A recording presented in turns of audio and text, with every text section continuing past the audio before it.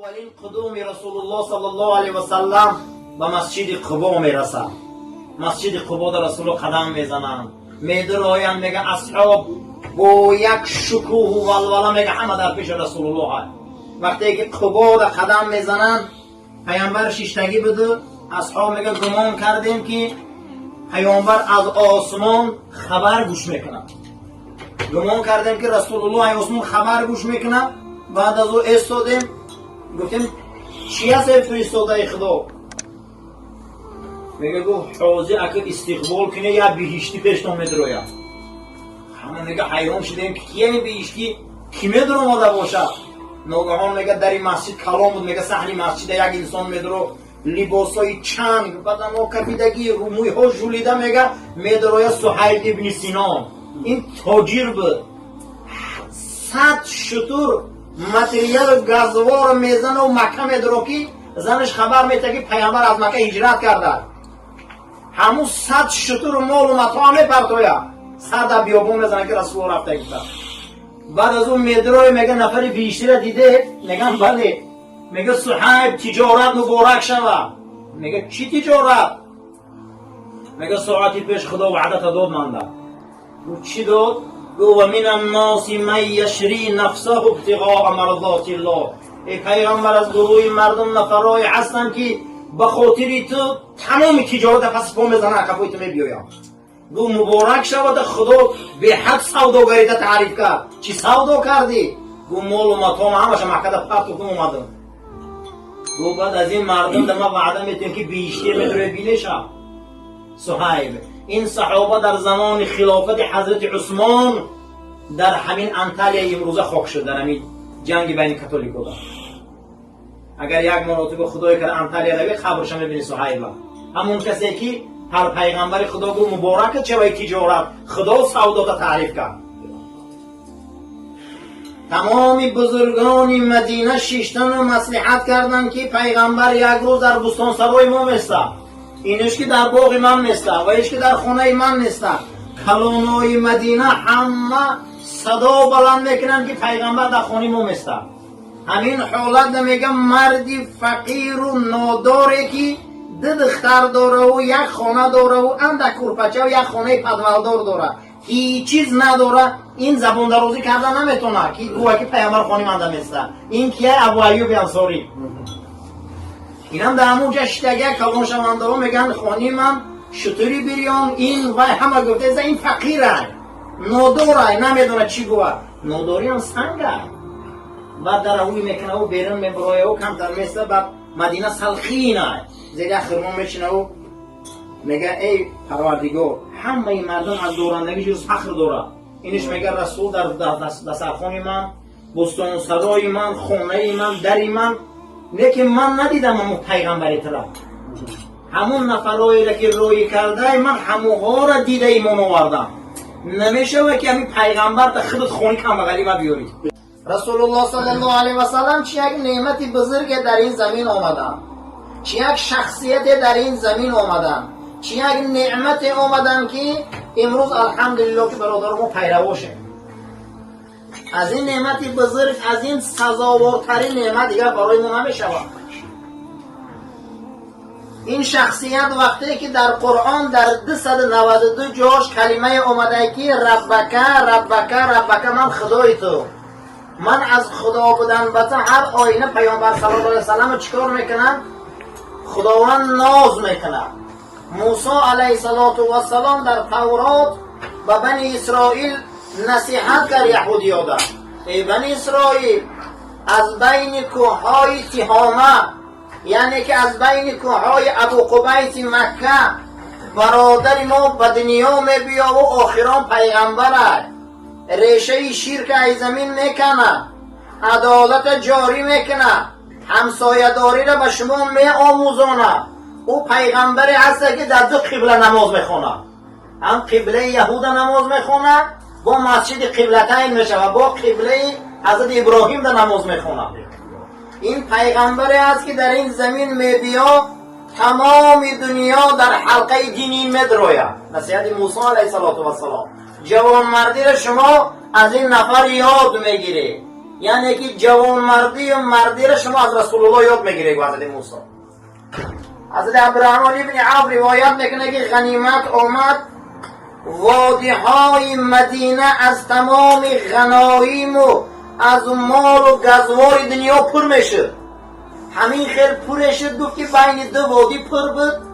رسول الله صلی الله علیه و سلم آمدن، تمام بیوزن و یتیم و بیچاره ها میگه در تقسیم غنیمت آمدن، نماز شام میگه فرستاده خدا را ما دیدیم که دستاش شپونده و برآمده است.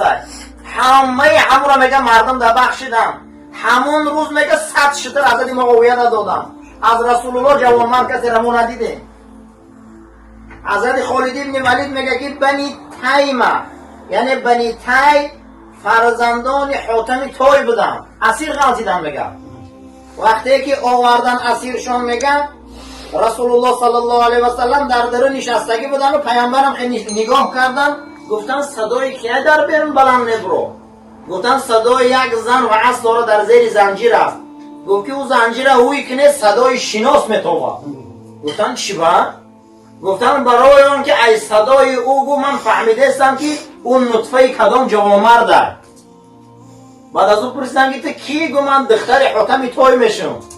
رسول الله گفتن که نطفه جوانمرده. گفتن سرت هدر این در تاریخ مرد و جوانمردترین مرد تاریخ گذشتگی است. تمام قبیله را به حرمت حاتم توی گو جواب ده برای وگوی رحمتی.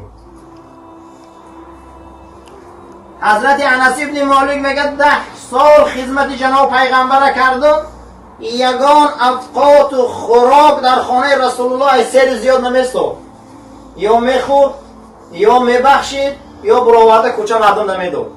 من ندیدم یگان بود. روز از غنیمت میگه کرته های زیاده با رسول الله صلی الله علیه و سلم آمد. میگه پیامبر اکرم کرته ها را تقسیم کردن.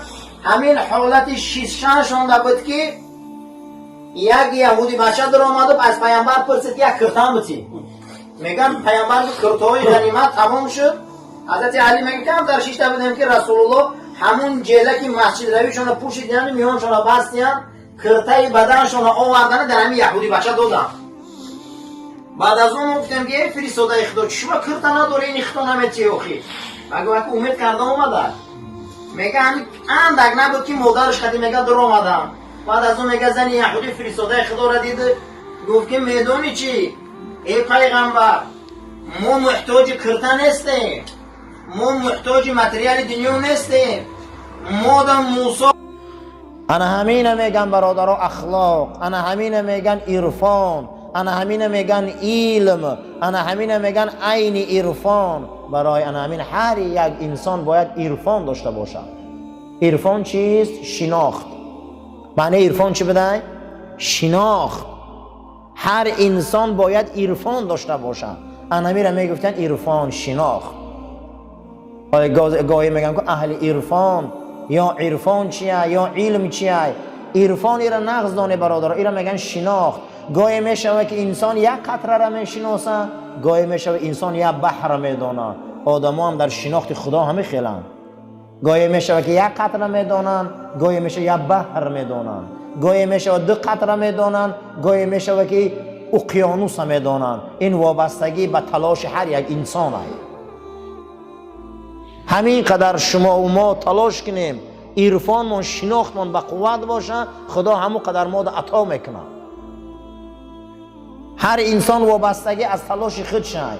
این تسلیم و توکل و تفویض و رضایت ما صحبت کردیم، اینا میگن برادرها شناخت. حتی در زمان یونان قدیم هم عالماش اینا نوز میگفتین شناخت. همین نوع شناخت علمی هم در همون ها بوده است. اینا نقض دانیم که هر انسان وقتی که اگر علم گپ بزنه، علم آزمایش دوست می‌داره، علم دیدن دوست می‌داره، اختراع را دوست می‌داره، اما عرفان این یک بینیش است. باید ما یک بینیش داشته باشیم در اخلاق ما. اخلاق ما یک بینیش داشته باشیم. همه علم نویگری داره، همه علم آسته آسته درونش عوض شد، مگر علم ادبیات عوض نمی‌شود. ما اگر 100 بالا میریم پایان میریم، ما را از روی تاریخ ادبیات ما میشناسن که ما چخیلی قوم و ملتیم. بزرگا گفتیان که ادبیات اسلامی دوام عمر رسول اکرم ای، دوام عمر جناب پیغمبر ای، دوام عمر رسول الله صلی الله علیه و سلم ای که اینها انا همون علم، انا همون قرآن، انا همون سنت به این رشته ها آوردن تا ای که ما صاحب عرفان و شناخت شویم. اینا میگن علم، اینا میگن شناخت، اینا میگن عرفان، اینا میگن مقصد هر یک انسان باید شناخت. گاهی میشوه که انسان خودش میشناسه، گاهی میشوه که انسان خدا را میشناسه. گفتی فخر رازی گفت است که شما اگر دو انسان باید تستر مسلمان شود، تستر به خدا بیاید. گفتیان کیا هن حضرت؟ گفته یکم کالبد شکافا خیرورگا، برای آن که خیرورگا آدم میکشاین با آدم سر و کار دارن، نگاه میکنن که آدم چی گونه عضواش جا به جا ای، همین خیلی عضوا جا به جا ای که معلومه که این به یگان آفرنده محتاج داره که آدم جا به جا کرده است. یکم گفته باید اهل عرفان و اهل شناخت و به خدا نزدیک خیرورگا شوند، برای که اونها میبینن بدن انسانه، اونها میبینن این پوسته، اونها میبینن این گوشته، اونها میبینن این عصبه، اینا میبینن استخوانه، هر یک این شناخت دارد. اینا تستر باید اولیای خدا شوند. بعد درون انسان هوی میکنی میبینی او ارگان و یک دنیای عجایب میبینی. اگر من از پرسم که همین آدم میشناسی میگه نامش میدونه، اما خیرورگا آدم دیگه خیلی میشناسن، برای که باید درونی آدم دیدن، رگ و پیوند دیدن. انا همین ده باید ما تسلیم شویم به خدای بزرگ. یکم باید خیرورگا گفته تستر بیایم به سوی علم عرفان و اولیاگی. دویم گفته است تاریخ شناسا. تاریخ شناسا اول گفتن باید خشان شناسن. یک مراتبه خط فکر کن از یک قطره آبی اینقدر خدا صنعت داده، اینقدر خدا بزرگی داده، ایره شناخت میگن، ایره مقصد دیگه یک بینیش میگن. علم دیگر چیه؟ علم امروز انسان آباد کرده، ای کدام سیستمی باشه لابراتوری ها را بینه، این برای آدم همه ای چه برای آدم های. اما شناخت بینه که خدا را بینه که یک مخلوق آفریده، تمام علم برای همینه. آشخانه هم برای همینه، جایی مقصد دیگه ورزشگاه هم برای همینه، تئاتر هم برای همینه، مسجد هم برای همینه، بازار هم برای همینه. یک بار فکر کنه بینیشه که از یک قطره آبی که همه چی برای همینه. جنت هم برای همینه، دوزخ هم برای همینه، پیغمبر هم برای همینه، عرفان هم برای همینه، فقط دیدار حضرت دوست خدا هم در جنت برای همینه. بیمار ما در دکترخانه میمونیم، تمامی شرایط میکنیم، اون نقض میشه و نمیشه و او را باید ما از خدا بینیم. انا میگم تفویض میگم، همه شرایط کردی. بسیاری بیمارا بیچارا شرایط میکنن، شونا باید دنیا میگذارن، تمامی کارا میکنن و از دنیا میگذارن، فرزند میبرن در دانشگاه میمونن، همه شرایط میکنن اما ناموفق میشوند. اینا میگن تفویض. اگه بیا به خدا سپارش کن، همین باید باشه. تفویض همین بوده است که تمام امر به سوی خدا روانه میکنی. جود جوانمردی میبینی، سخا تیندگی میبینی، صدق راستی میبینی، کذب دروغ میبینی، فریب میخوری، شکست میخوری، غلبه میکنی. اینا میگفتیان تفویض، اینا به خدا روانه کن. دویم ریشه اخلاق حسنه همین بوده. بسیاری انسان ها نغز سر میکنن، بیزیب تمام میکنن، کاری نغز میکنن، بیچاره عاقبتش خوب نمیشود. برای همین الله جل و علا شأنه در قرآن فرموده اعوذ بالله من الشیطان الرجیم لکی لا تسوا علی ما فاتکم. بسیار زیقی غصه نخوری اون چیزی را که ای دست داده. بسیاری چیزا را ما ای دست دادیم، برای غصه نخوری، میگه وای به خدا سپاری. من یاشیمون رفت، جوانیمون رفت، شانس و کارهای خوب داشتیم از دست رفت، بسیاری چیزا داشتیم همین چیز ای دست رفت، زیق نشوی. لکی لا تسوا، هیچ محل غمگین نشوی علی ما فاتکم. بسیاری چیزا را ما ای دست دادیم، زیقی نکنی دیگه، غمگین نشوی. رفت او دوره گذشت. برگذشته صلوات. ولا تفرح لما آتاکم. با خرسندی نکنه که او چیزی که در دست شما داده. خرسندی نکنه که از پشت هر خرسندی امتحان ای. ای پشت هر یک چیزی که در دستمان داده امتحان ای. شاید همین فرزندامون امتحان مون شوند. شاید همین پولی دادگی خدا در ما داده امتحان مون شود. شاید همین دنیایی که ما داده با امتحان مون شود. ایدم خرسندی نکنه. خرسندی نکنه میگه بسیاری در خدا. شاید که هر چیز آخرت شه انجام شه چی گپ میشوه امتحان شه نتیجه شه به نظر گیریم. ما نمیدونیم که آینده همین کرولی چیه. ما آینده شه نمیدونیم. ما نمیدونیم که عاقبت هر یک کار چی میبره بالای سر ما در این میگه خرسندی نکنه زیاد. بسیاری من در تولد فرزندامون خرسندی میکنیم بعد کلان میشن به هر دردی سرمون میشن. در دارایی پول خرسندی میکنیم بسیار دردی سرمون میشن. در گرفتی ماشینای سبکرو خرسندی کردن بسیاری انسان ها همون ماشینا آفتش که بین رفتن. چیزی که در دست داریم اودم خرسندی نکنیم. چیزی که ای دست رفت اودم زیق نشویم. چیه این؟ توکل و تفویض. معنی تفویض چی بوده؟ که به خدا ماش روانه کرد. من حاضیم اومدیم در مسجد شیشتیم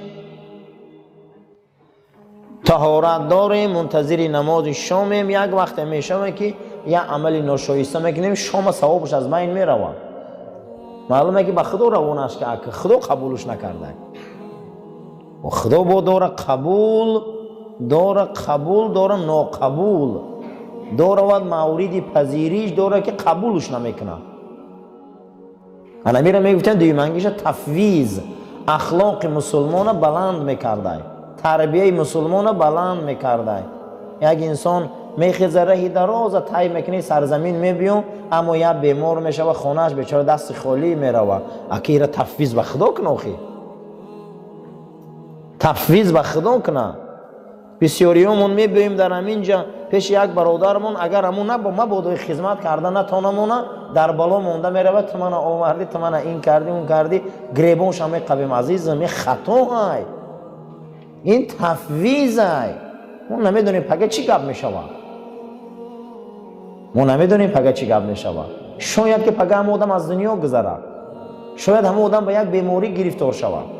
شاید هم انسان به یک تهمت گرفتار شود و ما هم گریبانی او را قبیده میگردیم. مسلمان باید تفویض داشته باشه. معنی تفویض چی بوده؟ چی کاری را که میکنی و کردی با نتیجه و آخرت و عاقبت و خدا طلب کرد. که پروردگار مهربان نسبت این کار چی میگه؟ پروردگار مهربان نسبت عمل چی عمل اجرا میکنه؟ اینا میگفتن تفویض. برای همین خداوند همه ما را اهل فراست کنه و ما را اهل فهم کنه و اهل درک کنه. عاقبت کارمان خدا با خیر و ایمان ما به سلامت کنه. اللهم ربنا آتنا فی دنیا حسنه و فی الاخره حسنه و قنا عذاب النار و صلی الله تعالی خیر خلق محمد و علی اصحاب الاجمعین. آمین یا رب العالمین. سفر راست گیره.